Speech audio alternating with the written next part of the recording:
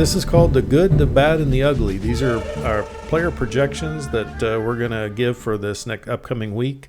The good are players that we feel like are obviously going to have a good week. The bad are players obviously going to have a bad week. And the ugly players are players that we feel like you may not want them in your lineup. They might kind of look ugly in there, but we actually feel like they're going to have a good week. So, start them with confidence. You'll never see Jimmy Garoppolo in the ugly section. Yeah. So, Adam, why don't you get us kicked off here? Okay, yeah, so I'll start with, I have a combination of two guys, basically, but DK Metcalf and Tyler Lockett. I mean, I'm plain and simple. They're playing Atlanta, who's the 29th ranked defense against opposing wide receivers. I mean, and they're obviously tied to an MVP candidate in Russell Wilson, who's absolutely playing unbelievable this year. So I definitely think you start those guys with confidence. I know as the Lockett owner, you get really frustrated that it seems like they refuse to target him, and he always has some outlandish touchdown that he scores.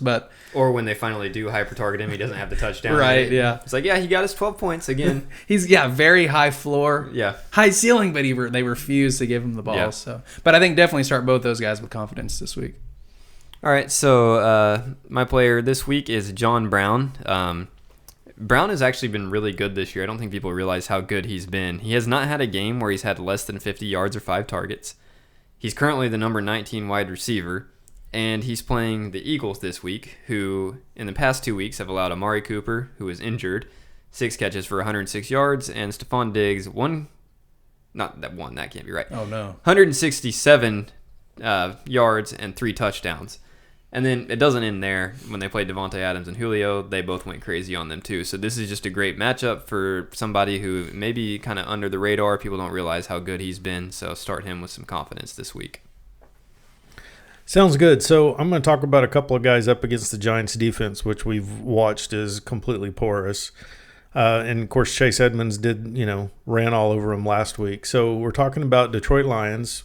And we talked about these guys earlier, at least Ty Johnson earlier, but I'm saying look for both Ty Johnson and Kenny Golladay to have a good game. Now, I know Marvin Jones caught 4 touchdown passes this past week. They refused to cover him. Yeah. I don't think the Giants are going to be that ridiculous with their coverage. So, I was trying to choose my words cautiously there. I think they're going to cover him, or at least try. And he's a good receiver, but I don't think he's as good as Kenny Golladay. And so wide receiver ones have done pretty decent against the Giants. So I look for both of those guys. And I'm taking Ty Johnson over J.D. McKissic because I just feel like they trust him a little bit more, and they gave him a little bit more opportunity in the last game. And I just feel like he's going to be the one that goes off for this game. So are you taking Lions backfield over Chase Edmonds? Like, say you're wavering and you have the option to pick Ty Johnson or McKissic, or you have Chase Edmonds. Which one are you feeling like is a better start, or maybe just moving forward? I mean, obviously it's based off DJ's health, but I would say for me, both moving forward and this week, it's Ty Johnson to me. Kerryon Johnson is out for basically the rest of the year, if not the rest of the year. If David Johnson comes back and is healthy, Chase Edmonds is nothing, but not that great. He's probably not going to be started. Whereas Ty Johnson, unless, J.D. McKissic becomes the guy, which I don't anticipate either, he's going to be their starting running back, and he's also the goal line back, so you've got the scoring upside there. So to me, not only this week, but for the rest of the year and maybe for the future, I would pick up Ty Johnson personally. And in this next part of the segment, we'll let you talk about why you would play him this week. So this now we're going to move to the bad. These are players that we don't feel like you should put in your roster this week. If you have the option. Well, obviously. Yeah. Right. So, Adam, kick us off again. This guy was absolutely horrible this last week, and I loved every second of it, and he's going to be bad again. It's Carson Wentz. So he's playing on the road against Buffalo, who ranks 4th against opposing quarterbacks. I mean, you just watched last week, and that team just does not look like they're in sync. It's almost like they're having, and we constantly hear reports about how they're having inner struggles inside the locker room. Things just don't look good. Their offensive line doesn't look good. They're not running the ball well. So I definitely think that he'll be under pressure a lot, and he will also be seeing ghosts. Sam Darnold won't be the only one seeing ghosts. So. Okay, so as we alluded to earlier, my bad this week is whoever happens to be the starting running back for the Cardinals, whether it's David Johnson or Chase Edmonds. Even if one of them is a clear, they're healthy, they're going to be the guy, they're playing the Saints, and here's the totals for the Saints for the running backs. Tariq Cohen had 10 yards. Leonard Fournette had 72, which is actually pretty good, but he had 20 carries, and it was a low-scoring game, so he had the option to kind of that game script just worked for that. Mm-hmm. Ronald Jones had 35 yards, and Ezekiel Elliott only had 35 yards on 18 carries. Well, I mean, we're talking about one of the best running backs in the whole league, so with a great offensive line to top it off. The Saints' defense is just great at stopping the run, and with the uncertainty of who's going to be the starter there and this matchup, I'm not touching the Arizona backfield this week. I completely concur on that. So my guy's Baker Mayfield. I'm sure that if you're a Baker Mayfield owner, you probably didn't want to start him anyway. He's up against the Patriots this week, so sit him now. I mean, there's no sense in being futile here because it's going to be ugly.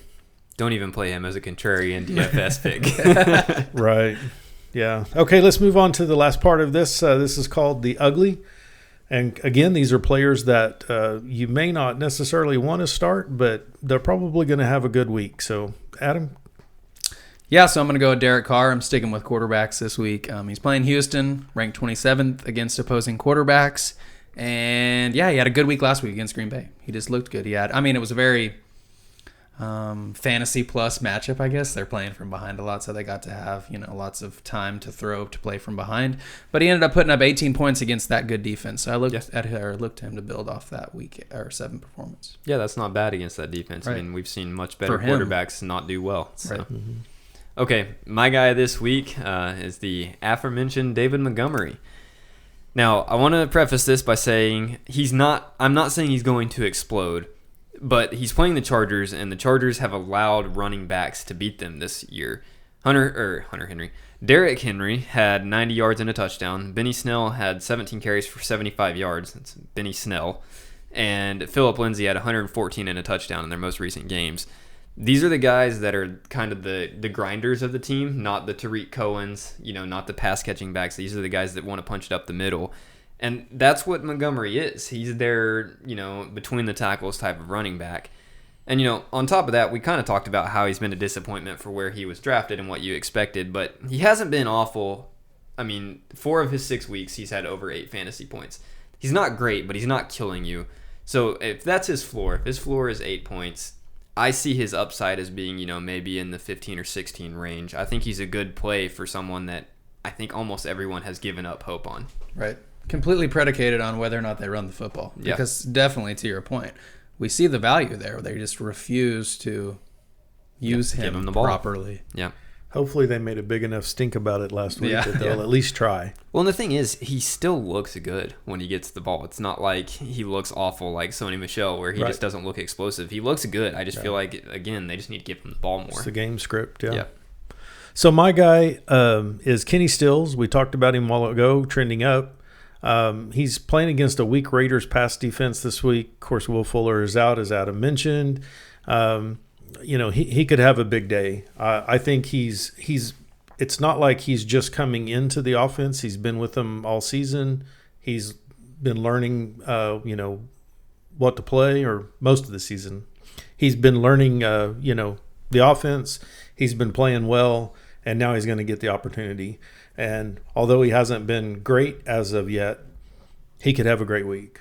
So I'm not saying he's going to have a great week for sure, but if I had him on my roster, I would play him because his ceiling is ridiculously high. Yeah. It's as high as Will Fuller's is, and we saw what he did a few weeks ago with 3 touchdowns and 100-something yards. So. Yeah, and a great matchup. Yeah, so. Right.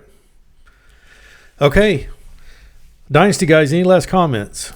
One thing I did want to point out, we kind of skipped over, but with the Emmanuel Sanders trade, Dejon Hamilton becomes interesting. He is their wide receiver 2 now, and kind of will fill that possession type role. So not saying he's going to be great, but definitely you need to keep an eye on him. And if he's available, go grab him. Okay. Good point. I agree. Yeah, for sure. All right. Well, that's our show for you today. Thanks for listening to our podcast. We'd love to hear from you. Please send us an email at dynastyguysff@gmail.com. That's dynastyguysff@gmail.com. And follow us on Twitter at dynastyguysff. Thanks again for listening, and please join us on our next podcast. See ya. Appreciate it. Have a good one.